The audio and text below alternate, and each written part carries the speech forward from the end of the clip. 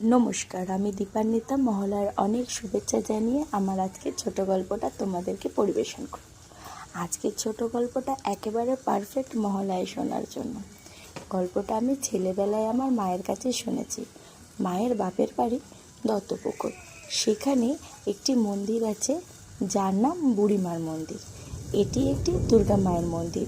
প্রত্যেক বছর দুর্গাপুজোর সময় এই মাকে ঘটা করে পুজো করা হয়, কিন্তু তাছাড়া অন্যান্য সময় জানেন তো, এই মন্দিরটার বড় যেই সামনে দুয়ারটা রয়েছে, বাঁশ দিয়ে একেবারে জেলের মতো মাকে বন্দি করে রাখা হয়। কৌতূহল হচ্ছে তাই না, যে মাকে বন্দি করে রাখা হয় কেন? চলে তাহলে প্রথম থেকে আপনাদেরকে বলি। দত্তপুকুর অঞ্চলে এই বুড়িমার মন্দির কিন্তু ভীষণ রকম প্রসিদ্ধ এবং জাগ্রত তো বটেই। বহু বছর আগে এক অপ্রীতিকর ঘটনা কিন্তু এই মন্দিরে ঘটেছিল, যা এর জাগ্রতটা আরও বাড়িয়ে দেয়। এবার কী ঘটনা সেটাই তোমাদেরকে বলবো। ওই গ্রামে একটি মেয়ে ছিল, ভীষণ রকম সুন্দরী সেই মেয়েটি। বাবার সাথে রোজ স্কুল থেকে আসার সময় ওই বড় বুড়োমার যে মন্দির ছিল সেই মন্দিরে ঠাকুর বানানো দেখতো। মানে বুড়োমার মন্দির বাইরে থেকে ঠাকুর কিনে নিয়ে আসতো না, ওই মণ্ডপেই যেখানে আর কি মায়ের পুজো হতো সেখানেই মৃৎশিল্পী দ্বারা মূর্তি নির্মাণ করা হতো। তার রোজ যখন বাবার সাইকেলে করে রুমা ফিরতো, মায়ের মূর্তি দেখতে দেখতে আসতো। পুজোর ঠিক আগে আগে ছুটি পড়বে এই সময় মহালয়ের দিন বাবার সাথে সে যায় সুটি নদীতে চান করতে। সুটি নদীতে চান করার পর তার যেন রূপ আরও বেড়ে ওঠে। তো সে বলে, বাবা আজ আমি একটু ওই মন্দিরে যাব, তোমার সাথে যাব না, আমি আমার বান্ধবীকে নিয়ে যাব। বহু জড়াজড়ির পর বাবা রাজিও হয়ে যায় এবং বান্ধবীর আর রুমার দুজনেরই রেডি হতে একটু সময় লেগেছিল, তাই প্রায় বেজে গেছিল 12টা। এখনকার দিনে সালোয়ার কামিজ বা কুর্তি পরলেও সেই সব সময় মেয়েরা কিন্তু শাড়ি পরতো। ওই বাচ্চা মেয়েটি একটা লাল পাড় সাদা শাড়ি পরে, মাথার চুলটা একেবারে খুলে ভীষণ সুন্দর একটা রূপে আর কি মায়ের দর্শনে যায়। পথে বেরিয়ে জানতে পারে তার বান্ধবীর এক মাসিক হওয়ার কারণে সে মায়ের মন্দিরে মায়ের দর্শন করতে যেতে পারবে না। এবার রুমা ভাবে যে আমি আবার বাড়ি ফিরে যাব, তার থেকে বরং যাই গিয়ে মায়ের রূপ দেখেই আসি, কিছুক্ষণের তো সময়, আমি এক্ষুনি বাড়ি ফিরে আসবো। রুমা মাকে দেখতে চায়।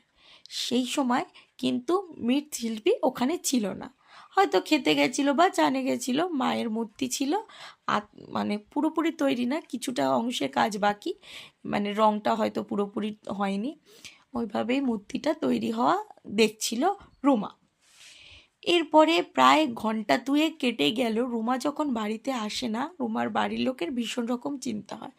বাড়ির সকলে মিলে প্রথমে তার বান্ধবীর বাড়িতে গেলে জানতে পারে রুমা সেখান থেকে একাই যায় মায়ের মূর্তি দর্শনে।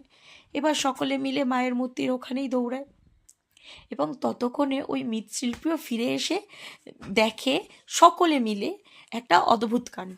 সেটা কি না, মায়ের মুখের ওখান থেকে ঠিক ওই ঠোঁটের কোণায় 1 হাত লম্বা একটা শাড়ি ঝুলছে, আর আশেপাশে কোথাও রুমার কোনো চিহ্ন মাত্র নেই।